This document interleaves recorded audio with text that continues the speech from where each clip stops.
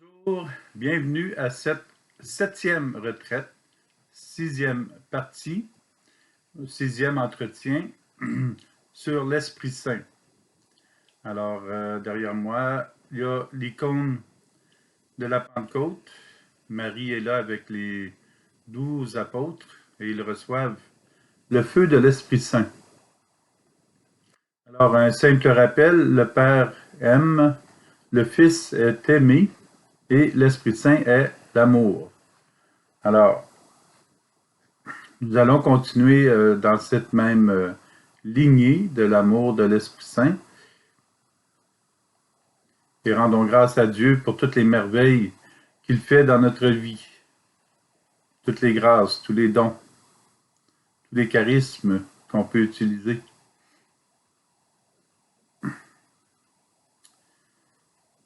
Alors, Jésus nous dit, si quelqu'un te réquisitionne pour faire 1000 pas, fais-en 2000 avec lui. Matthieu, chapitre 5, verset 41. Il est simple de donner de l'argent à une personne qui le demande. Il est plus difficile d'essayer de comprendre pourquoi elle n'a plus d'argent et comment l'aider à rechercher par elle-même, à redevenir elle-même et à l'aider à retrouver dans le monde, à retourner dans le monde et travailler si possible. C'est cela faire le deuxième 1000. Ne pas laisser la personne dans cet état, mais l'aider à retrouver sa dignité est une manière d'appliquer ce que Jésus nous demande. Imaginons un groupe organisé de 10 personnes qui vivent dans une ville de 5000 personnes et que chaque personne de ce groupe offre ce qu'il peut à un pauvre choisi de la rue. Ce sera beaucoup plus facile d'aider à plusieurs que seul. Un pourrait lui offrir des bottes, une personne pourrait lui offrir une couverture, un pourrait lui offrir de la nourriture, une autre personne de l'eau, un des légumes ou des fruits en trop de son jardin, une son expertise en réadaptation, un autre juste un peu de temps pour l'écouter une fois par semaine. Une autre priera pour lui. Et on peut penser à tous les autres services simples, faciles d'application et qui aideront le prochain. Qu'est-ce que nous pouvons réaliser selon vous et comment pouvons-nous le réaliser? Faire 1000 pas de plus avec une personne, c'est aussi lui permettre de découvrir la présence de Jésus dans sa vie, au cœur de qui elle est, par les bonnes œuvres qu'elle fait, par l'amour qu'elle partage, par la paix qu'elle dégage, qui sont tous des dons de Dieu, de l'Esprit Saint. Et de l'inviter à ne pas vivre ces beautés de la foi qu'elle a seule, mais unie à Jésus, pour qu'elle puisse partager elle aussi ce 1000 de plus.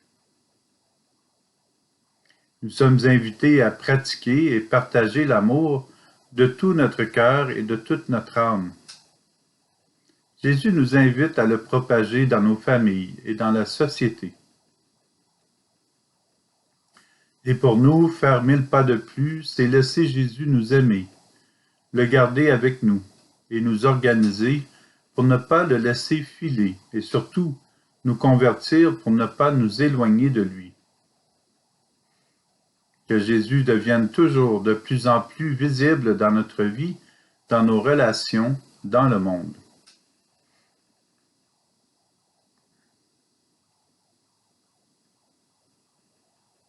Arrêtons-nous quelques instants sur cette phrase. Nous savons que nous sommes passés de la mort à la vie parce que nous aimons nos frères. Jean chapitre 3, verset 14. Parce que nous aimons notre frère, notre sœur, nous entrons dans la vie. Juste parce que nous aimons, la mort s'éloigne, la vie se manifeste. Voilà la clé. Aimer. Maintenant, nous savons que nous ne pouvons pas aimer parce que nous n'avons pas l'amour en nous. Nous n'avons pas l'amour de nous-mêmes. L'amour vient de Dieu. Chaque fois que nous disons que nous aimons, c'est plutôt que nous permettons à l'amour de Dieu de passer par notre cœur au cœur des personnes. Cela suppose que c'est Dieu qui aime toujours et nous le laissons passer par nous. Gardons en mémoire que c'est Dieu qui aime à travers nous. Comme le vent passe à travers l'air, imaginons que l'air passe à travers nous. Alors, l'Esprit Saint passe à travers nous avec son amour. Et le pire qu'on peut faire, c'est de le bloquer. Alors, le mieux qu'on peut faire, c'est d'accepter que l'amour circule. Et ça va circuler parce que ça circule déjà. C'est juste à nous de reconnaître que nous avons, que nous recevons et que nous accueillons l'amour de Dieu. Nous voulons nous éloigner du mal, même si parfois il y a des incompréhensions, quelques fautes commises par des membres de notre famille, nos amis ou par nous-mêmes. Nous comprenons qu'à la lumière de ce que Jean nous dit, qu'il importe de continuer à promouvoir que Dieu nous aime. Jésus nous a toujours aimés, même si nous avons été fautifs, même si nous avons péché. Il nous aime encore que nous soyons aimables ou non. Or, quoi qu'il se dise et quoi qu'il se fasse autour de nous, avec Jésus, nous transformerons le monde en permettant à son amour de circuler. Des blessures seront guéries, des amitiés se renoueront, des pardons seront réalisés. Offrons à Jésus toutes les personnes qui nous entourent et demandons l'amour de la Trinité sur elles, qu'elles soient aimables ou non, parce que toute personne est aimée de Dieu. En pratiquant l'amour de Dieu, nous embarquons sur le chemin de la sainteté. Jean nous raconte que Jésus choisit des personnes qui le suivront. Il ne leur a pas fait remplir de formulaires, parce qu'il connaît déjà leur cœur. Nathanaël demande à Jésus, « D'où me connais-tu? » Jésus lui répond, « Avant que Philippe t'appelle, quand tu étais sous le figuier, je t'ai vu. » Jean chapitre 1, verset 48. Jésus nous connaît et il nous aime. Jésus semble dire à Nathanaël qu'il est Dieu, car seul Dieu peut être autant dégagé et libre pour aller au fond de son cœur et saisir sa réalité, simplement en le voyant. Acceptons que Jésus s'installe dans notre cœur et qu'il nous aide à améliorer, à aimer comme lui nous aime.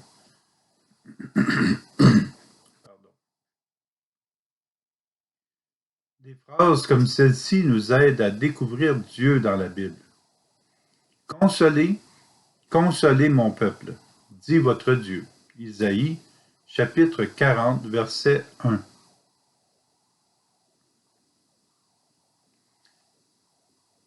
L'Esprit Saint est consolateur. Consolateur parce que l'Esprit Saint est l'amour.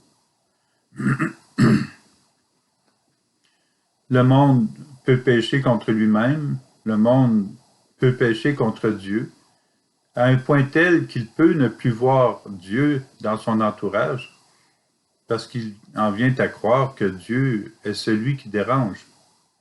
Pourtant, Dieu nous rappelle constamment qu'il veille sur nous. Consolez, consolez mon peuple. Que nous péchions ou non, il veut nous rejoindre et toucher notre cœur. Continuons avec Isaïe. En effet, le peuple est comme l'herbe. L'herbe se dessèche et la fleur se fane. mais la parole de notre Dieu demeure pour toujours. Isaïe, chapitre 40, versets 7 à 8. S'éloigner de Dieu, c'est comme une plante qui sèche. Elle se fane. Mais comme l'eau relève la fleur, le seul qui peut donner vigueur à l'être humain, c'est Dieu. Recevoir l'Eucharistie, c'est comme la plante qui est nourrie de vitamines et qui reçoit le nécessaire. Celui qui offre la vie éternelle, c'est Dieu. L'Eucharistie et la parole garantissent la vie éternelle lorsque nous les recevons avec cœur. Ils nous éveillent et nous relèvent. Dieu nous invite, il veut nous consoler de tout ce qui peut nous faire du mal. Il veut nous conduire et nous nourrir à la source, dans de verts pâturages. Jésus lance des appels incessants dans tous les cœurs éloignés. Le Seigneur est le bon berger qui veut rassembler toutes les brebis et les conduire dans la communauté des saints, dans son royaume. Laissons-nous attirer par notre Père, en ayant confiance dans notre Seigneur, le bon berger du ciel et de la terre, Jésus-Christ. Laissons-nous attirer par son esprit. Laissons son esprit prendre tout son espace en nous, comme si le vent passait à travers nous, à travers toutes les fibres de notre être. Et puissions-nous être conduits à l'autel du don de Dieu, l'autel d'amour pour chaque personne, à la parole et l'Eucharistie. Il y a de la joie au ciel et de la paix sur la terre, puisque le Sauveur promis libère et console la personne qui le cherche réellement de tout son cœur.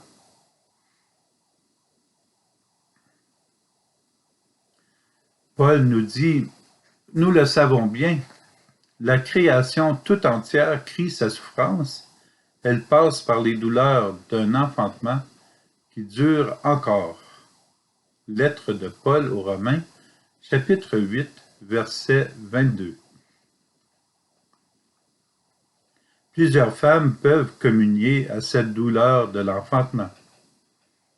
Elles savent de quoi Paul il parle. Mais la douleur dont nous parle Paul est beaucoup plus cuisante et nous brûle à petit feu, même si elle ne semble pas perceptible lorsque nous nous tenons éloignés de Jésus. Le péché en nous nous tenaille et ne cesse de nous assaillir.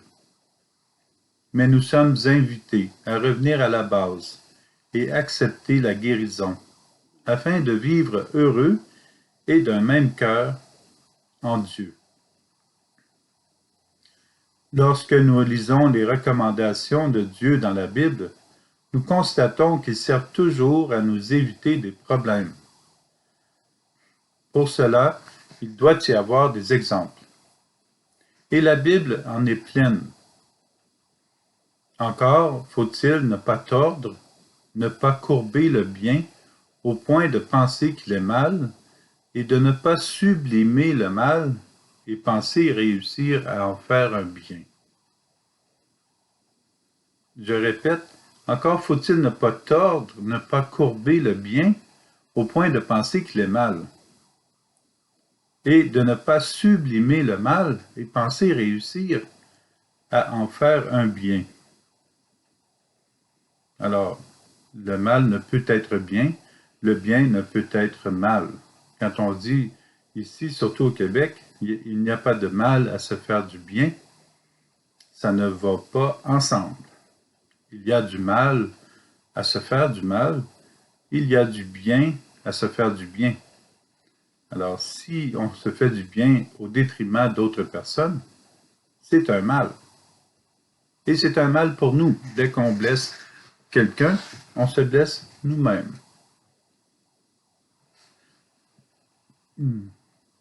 Avouons-le, une personne qui ne sait pas qu'elle commet le mal, elle est bien mal prise. Et le mal est toujours un éloignement de l'amour. Or, si une personne qui aime vivre paisiblement, lorsque le mal se présente, elle fait tout son possible pour l'éviter, le contourner, ou, ce qui est l'idéal, le plus tôt possible, demander à Jésus de l'aider à passer au travers. Lisons ceci. Pardon.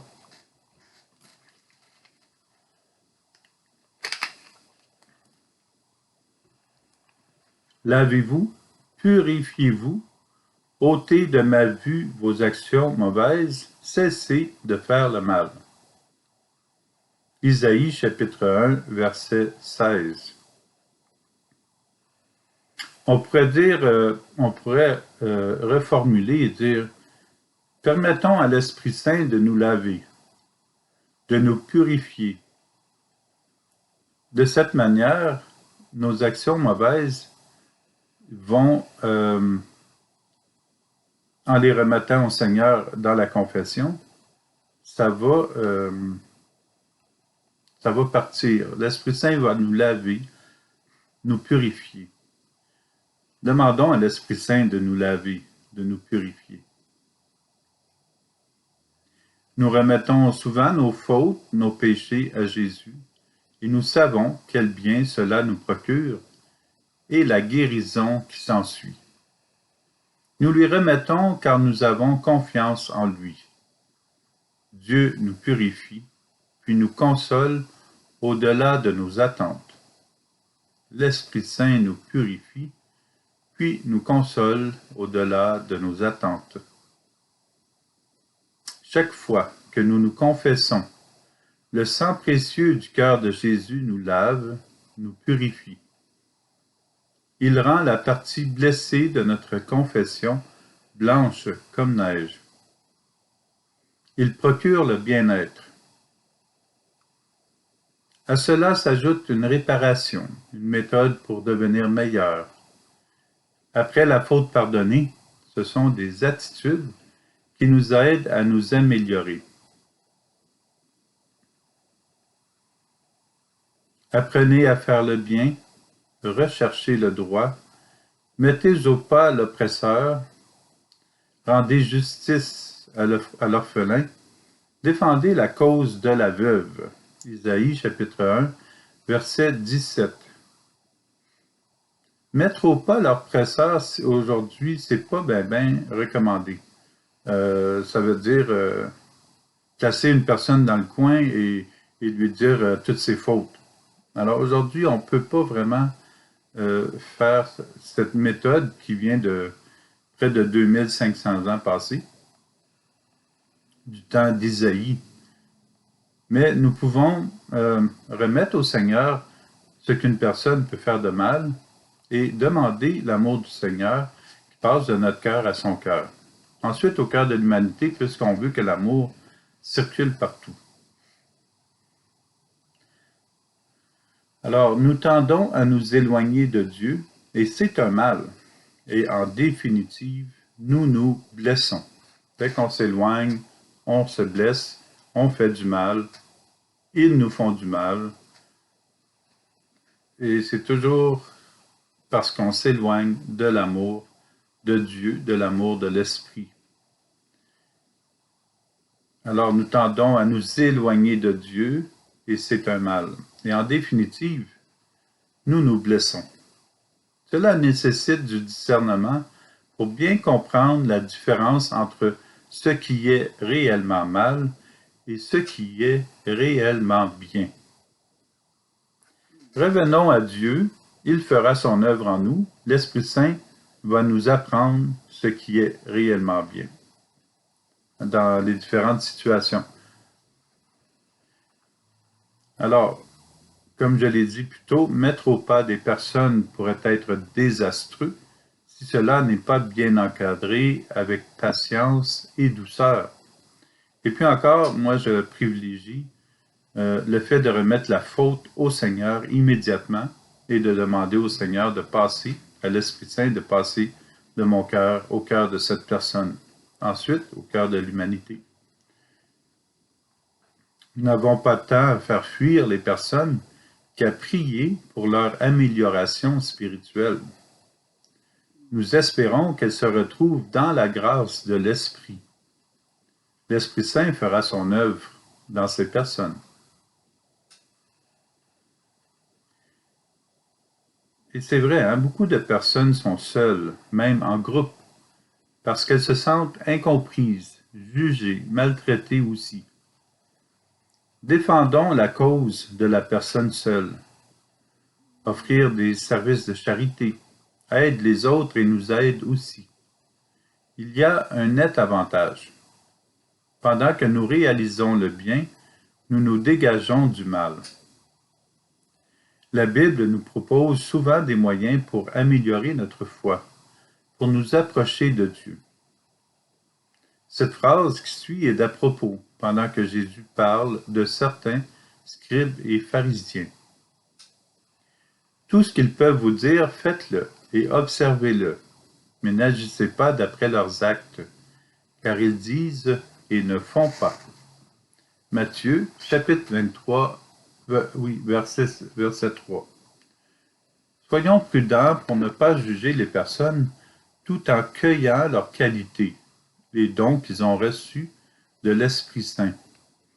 Ainsi, si nous ne pouvons pas nous fier aux actions ou aux paroles de certaines personnes, nous pouvons toutefois retenir leurs bons conseils et leur persévérance à suivre Jésus.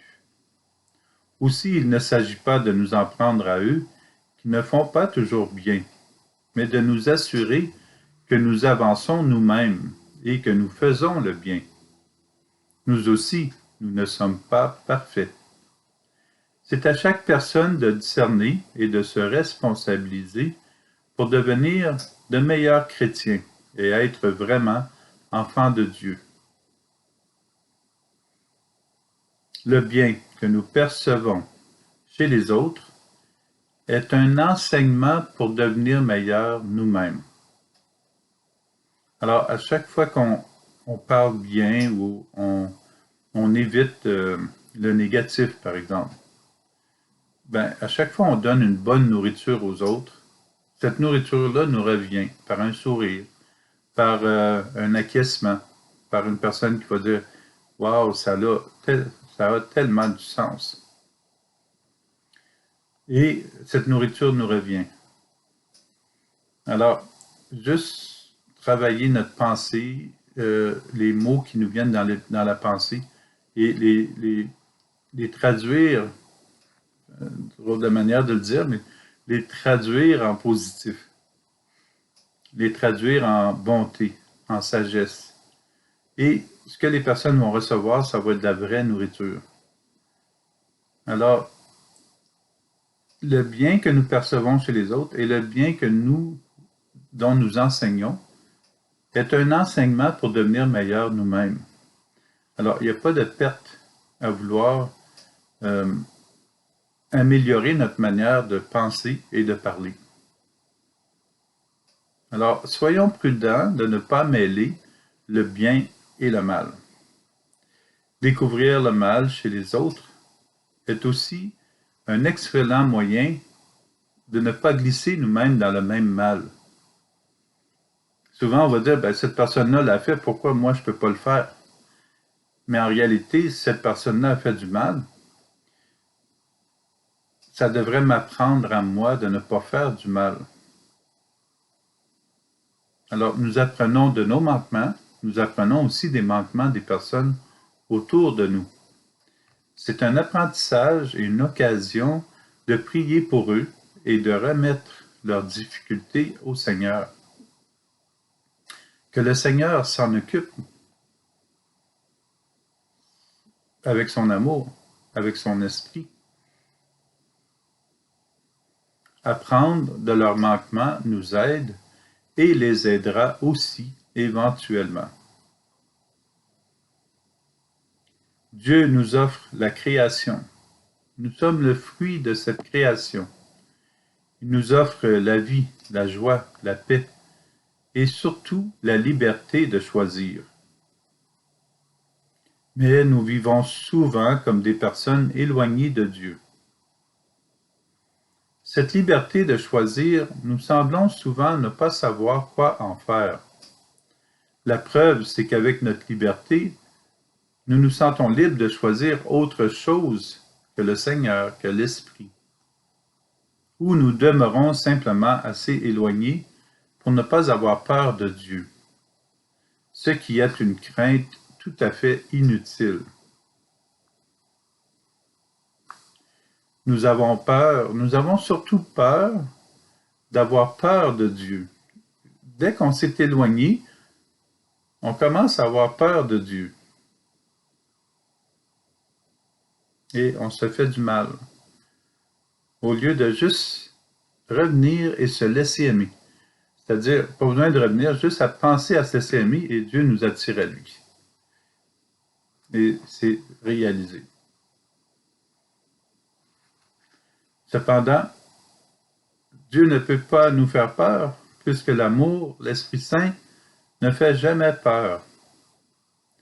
La peur est toujours un signe que nous nous sommes éloignés du Seigneur. Alors, c'est de dire au Seigneur, merci de m'aimer. Le Seigneur ne bouge jamais, il est toujours présent. C'est moi qui s'éloigne. Merci de m'aimer. La loi de Dieu est simple. Demeurons comme suspendus à son amour et nous sommes sauvés. Nous sommes dans son amour. Son amour est déjà en nous dès que nous l'accueillons, en ce moment. Jésus nous partage cette loi d'amour. Quand même bien, hein? Juste avec la pensée en ce moment, merci Seigneur de m'aimer. Merci de passer de mon cœur au cœur des autres.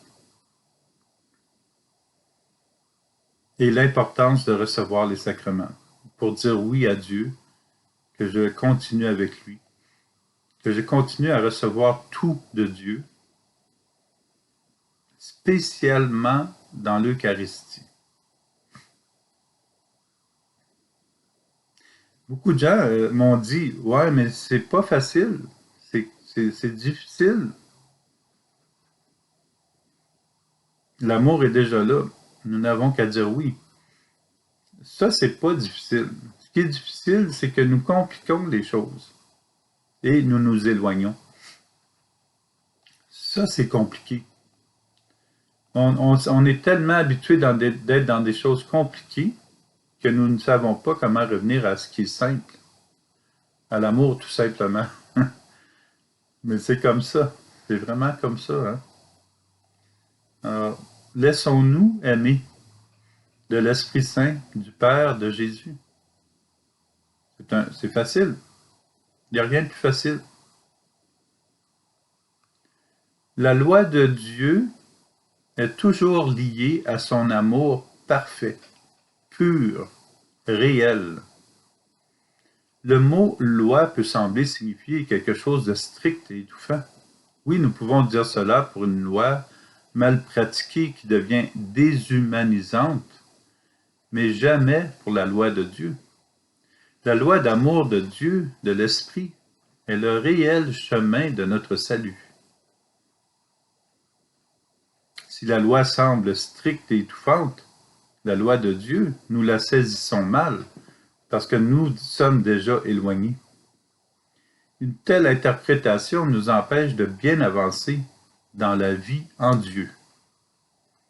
Demandons à Jésus la guérison et la purification, afin d'avancer dans la foi. Que la peur et l'étouffement s'éloignent de nous. Demeurons toujours plus près de Jésus, de l'Esprit, du Père, de la Trinité. Laissons-nous aimer et observons la qualité de notre vie s'améliorer dans les prochains mois. Juste à dire à chaque matin, merci Seigneur de m'aimer, merci pour ton amour qui passe de mon cœur au cœur de ma famille, de mes amis et de l'humanité. Alors, Nous sommes dans la 7e retraite, 6e entretien, c'est ce qui représente mercredi après-midi. Alors, bonne fin de journée, bonne méditation. Nous nous retrouvons demain, jeudi matin, pour la 7e partie de la 7e retraite. Que Dieu Tout-Puissant vous bénisse, le Père, le Fils et le Saint-Esprit. Amen.